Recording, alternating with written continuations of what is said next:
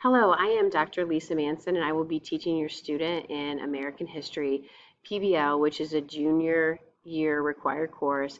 I'm very excited about this year, so let me tell you about some of the things that we're going to be doing, or a little bit about me first. I've been teaching at Lindbergh for 23 years. I like to go to school often and get student loan debt, but I just recently earned my doctorate in 2019. And one of the things I was able to do was go look at schools in New Zealand, which was amazing. So students will need to bring their Chromebook, something to write with, headphones, things like that. How do we study American history? Well, PBL is a little bit different in that we kind of do like the bare bones of content, of like basic content, and then the rest of the time we're able to spend working on presentation skills, getting feedback, kind of like a choose your own adventure thing. So we do try to go like in chronological order. We have different themes like economic history, promise of equality, foreign policy, and for every project that we do, we try to have students take it to like the present day to find connections throughout history. We obviously use a PBL approach and we assess with standards-based grading. Students in like what we do daily in class is that we have a shortened lesson, but I am always giving them historical context, lessons and discussion on topics. It will help them really kind of pick what they are interested in and what they want to do for research. So our class structure is I give them a problem and they need to come up with a solution, and they're going to have essential condensed content within a unit, and it's going to be something that hopefully relates to their life, that's authentic. They're going to be given class time to complete these projects. They're going to practice their presentation. They're going to constantly have checkpoints and get feedback from me and their peers so they can work to improve. And then they will present we start off really in small groups. We always have invited guests that come in, but really kind of to up the ante and have them present to a larger audience.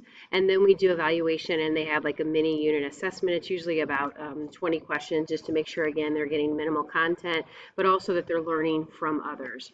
So what are some things that we do? We do an extensive family history and tree. They'll interview veterans. We actually hold like a museum. They do museum curation where they will work with, curators, archivists. We will do design challenges in class to get them ready for this creative thinking. And with every project, there are so many options, trying to find something that they're interested in, music, art, design, writing.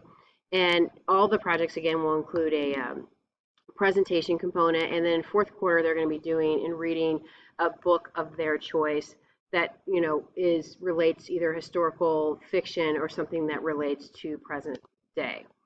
So the goals that I have for them is I want them to learn how to give and receive feedback and to make improvements, which is really hard if you have somebody that's done with something and they're done, to help them learn to constantly make improvements. Also, I want them to be able to choose their own path. There is so much history during this really survey course that they can focus in on something that they're interested in. I want them to have a growth mindset, again, getting that feedback, redoing, being open-minded, working on presenting to others, and really just to have the confidence, hopefully, that they will gain throughout this year. So just some course policies so you're aware. I accept late work really with no penalty until we have like our project day, our assessment. So if they don't, like say the due date's passed, I give them a 0, it shows up in Canvas as late. And then when everything else is graded, I'll grade theirs. I think that really the easiest thing, if something comes up and I know that it will, just to contact me ahead of time and I'll give an extension and we won't have to deal with it being late work. Especially like the unit assessment.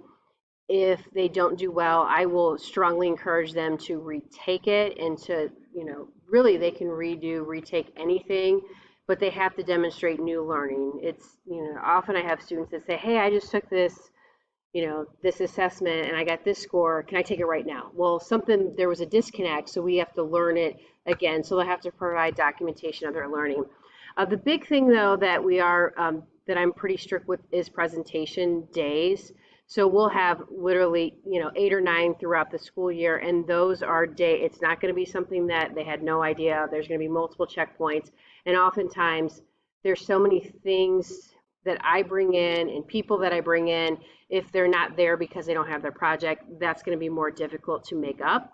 So usually we take at least 20% off unless your student can find an authentic audience and do that. So do everything you can. If your student's like, hey, I don't have my project done, can I stay home? No, just come in and present what you have. But like I said, we try to eliminate anybody, doing, I have nothing for my project and I'm supposed to present today. So we do try to follow and focus, just me focusing on some of the Lindbergh District social studies skills. And if you need anything at all, have any questions, comments, concerns, please feel free to reach out. If students need help, on lunch A is when I have office hours, and then we have academic networking that we're doing again, same thing that they had their freshman year, but if you forgot, they'll be able to have an hour every week on Thursday that they can see teachers and things like that. Well, I'm looking forward so much to teaching your student and to having, this wonderful experience with them, and it was nice to meet all of you.